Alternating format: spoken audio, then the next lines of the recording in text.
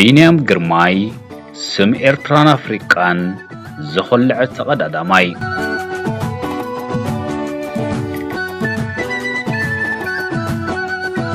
ሰንበት 27 መጋቢት ኣብ ታሪኽ ቀደድም ብሽክለታ ኤርትራ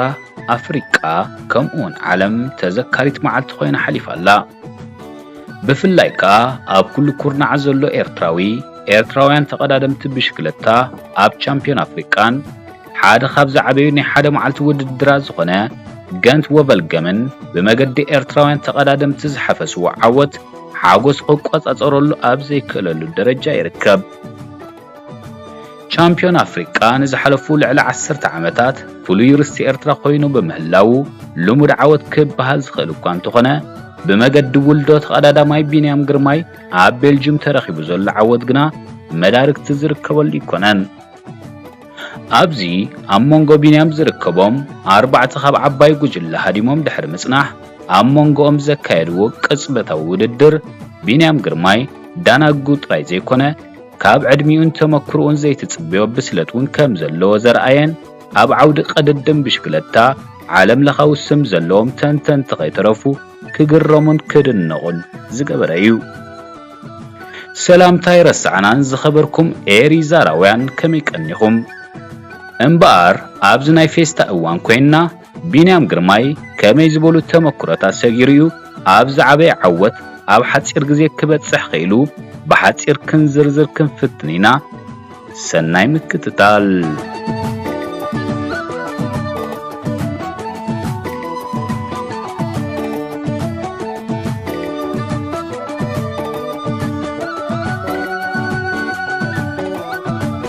እዝናይ ትማሊ ሰንበት ታሪኻዊ ዓወት ንቢንያም ግርማይ ቀዳማይ አፍሪቃዊ ነዚ ዓወት ዝበቃ ክኸውን ጥራይ ዘይኮነ እቲ ቀዳማይ ተወዳዳራይ ነዚ ውድድር ኣብ ቀዳማይ ተሳትፉ ዝተዓወተሉ ዝብል ካልእ ፍሉይ ክብሪ ንኽላበስውን ኣኽኢልዎ ኣሎ በዚ ምኽንያት ከዓ ደጊም ኪኢላ ቅጽበታዊ ውድድር ምዃኑ ኣመስኪሩ ዘሎ ቢንያም ግርማይ ኣብዚ ሕጂ እዋን ሽሕኳ ምስ ሓዳሽ ጋንትኡ ኢንተርማርሼ ዋንቲ ጎበርት ማትሪክስ ቀዳማይ ናይ ውድድር ወቅቱ ኣብ ምክያዝ ዝርከብ እንተሃለወ ዘይከም ዝበዝሑ ጀመርቲ ሓደ ካብቶም ኣብ ወቅቲ ጽድያ ክካየዱ ተመዲቦም ንዘለው ዓበይቲ ናይ ቀዳማይ ደረጃ ውድድራት ክዕወቱ ተገሚቶም ዘለው ዓበይቲ ተቀዳደምቲ ክኸውን በቂዕሎ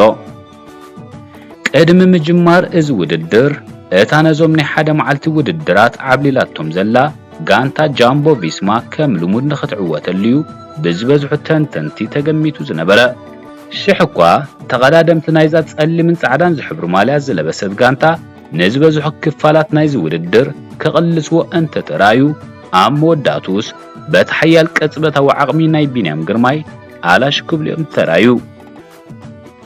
ኣብ መጀመርያ እዋናት ናይዚ ውድድር ድሒሩ ዝነበረ ቢንያም ግርማይ ኣብ መወዳእታ 80 ኪሎ ሜትራት ናይዚ ውድድር ዓብሽም ዝሓዙ ተቀዳደምቲ ከዕውቶም ዝኽእል ቦታ ንምሓዝ ኣብ ዝተቃለሰሉ እዋናት ግና ቢንያም ንሓፂር ተመክሮኡ ብዘነጻጽር መገዲዩ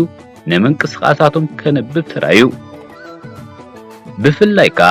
ኣብቶም ዘይምቹኣት ናይ የማን ጽርግያታት ካብዞም ምኩራን ተቀዳደምቲ ንኸይፍንተት ዘርአዮ ብቕዓት ነናይ ሓደ መዓልቲ ውድድራት ዝተፈጥረ ተቀዳዳማይ ምዃኑ ከርኢ በቂዕ እዩ ቢንያም በቃላቱ ነዚ ኩነት ክገልጽ እንከሎ ብፍላይ ኣብቶም ዘይምቹኣት ናይ እምኒ ጽርግያታት ቁሩብ ዝድሓርኩ መሲሉኒ ነይሩ ቁሩብ ድማ ዘይምቹእነት ተሰሚዕኒ ነይሩ እንተኾነ ናብ ዝመቸ ጽርግያታት ምስ በጽሕና ዝያዳ ጽቡቕ ክስማዓኒ ጀሚሩ ኣብ መወዳእታ ዝበዝሐ ሰብ ንቫን ኤርት ክዕወት ይጽበዮ ምስ ምንባሩ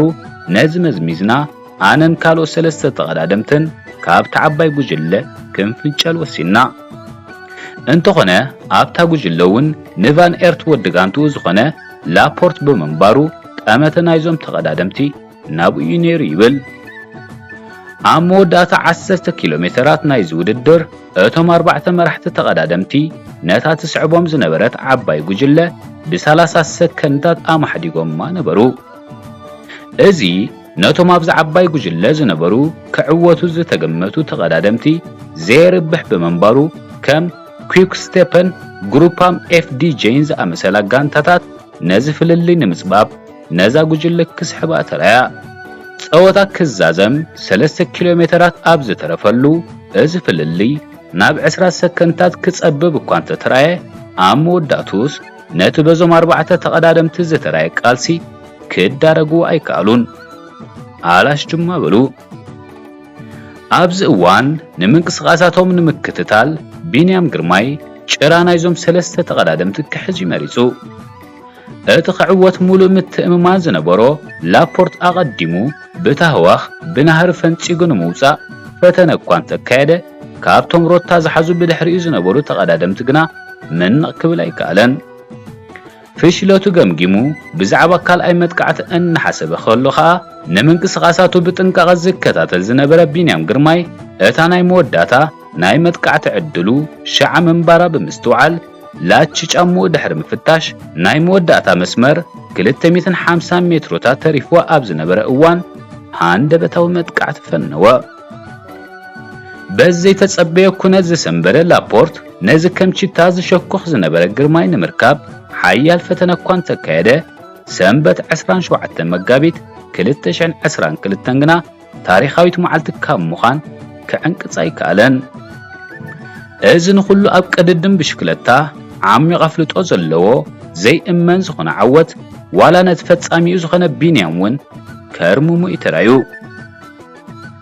እወ ልክዑ ኣዝዩ ኣብ ጽቡቕ ቁመና ነይረ እንተኾነ እቶም ምሳይ ዝነበሩ ኣዝዮም ምኩራት ተቐዳደምቲ ብምንባሮም ሓያል ተጻብኦ ከም ዝገብሩ ለይፈሊጠ ነይረ ኣብ መወዳእታ 250 ሜትሮ ምስ በጻሕኩ ብቕጽበታዊ ውድድር ክዕወት ከም ዝኽእል ሙሉእ ርእሰ ምትእምማን ገይረ ኣዝዩ ዘይእመን ዓወት እዩ እዚ ንመጻኢ ቅድድም ብሽክለታ ብዙሕ ዝቕይር እዩ ብፍላይ ከዓ ንኣፍሪቃውያን ተቐዳደምቲ ክብል እዩ ተዛሪቡ ብቓላቱ ቢንያም ግርማይ ድሕሪ እቲ መስተንክራዊ ዓወቱ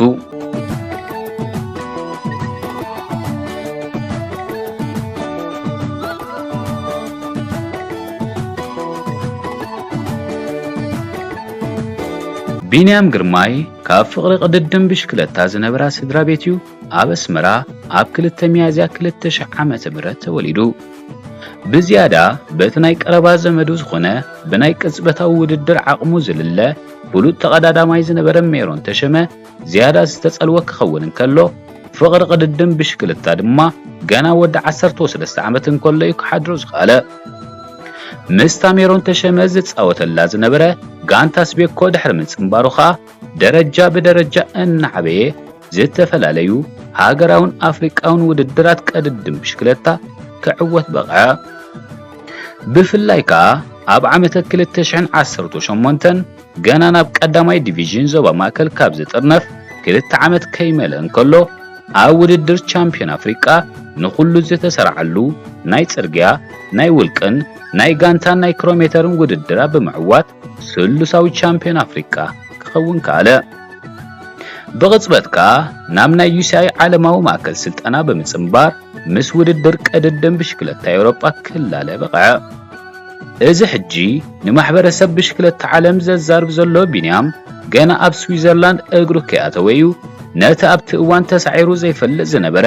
ተቐዳዳማይ ሮምኮ ኤቨኖፖል ኣብ ቀዳማይ መድረኽ ውድድር ኡበልቲ ሚስተር ስታቬሎት ብምስዓር ትስፉ ምዃኑ ብገንኡ ዘመስከረ ብድሕሪዚ ኣብ 2019 ምስ ሃገራዊት ጋንታ ኤርትራ ኣብ ዙር ኣሚሳ ቦንጎ ብምስታፍ ብሓያል ቅጽበታዊ ብቕዓት ንሓደ ካብ መድረኻቱ ክዕወተሉ ኸኣለ በዚ መንጸር ድማ እቲ ቀዳማይ ድሕሪ 2000 ተወሊዱ ኣብ ዓለማዊ ቅድድም መድረኽ ክዕወት ዝበቕዐ ተቐዳዳማይ ዝብል ክብሪ ክረክብ ከኣለ ዓወታቱ ብምቕጻል ን5ይ መድረኽ ዙር ሩዋንዳ ክዕወተሉ በቕዐ ብድሕሪዚ ዝበለጸ ኣፍሪቃዊ ተቐዳዳማይ ዓመተ 2020 ዝብል ክብሪ ክረክብ እንከሎ ኣብ መጀመርያ ናይቲ ዓመት ድማ ካብ ፕሮፌሽናል ጋንታ ደልኮ ጻውዒት ረኸበ እንተኾነ ግና እዛ ጋንታ ጸኒሓ ቁጠባዊ ሽግር ስለ ዝገጠማ ክትለቆ ተገደደት እሞ ኣብ 6 ነሓሰ 2021 ድማ ምዛና ሕጂ ጋንትኡ ኢንተርማርሼ ዋንቲ ጎበርት ማትሪክስ ተጸምበረ ምዛ ጋንታ ቅድድም ብሽክለታ ድሕሪ ምጽምባሩ ኣዝዩ ቅልጡፍ ዕቤት ከመጽእ ዝጸንሐ ቢንያም ግርማይ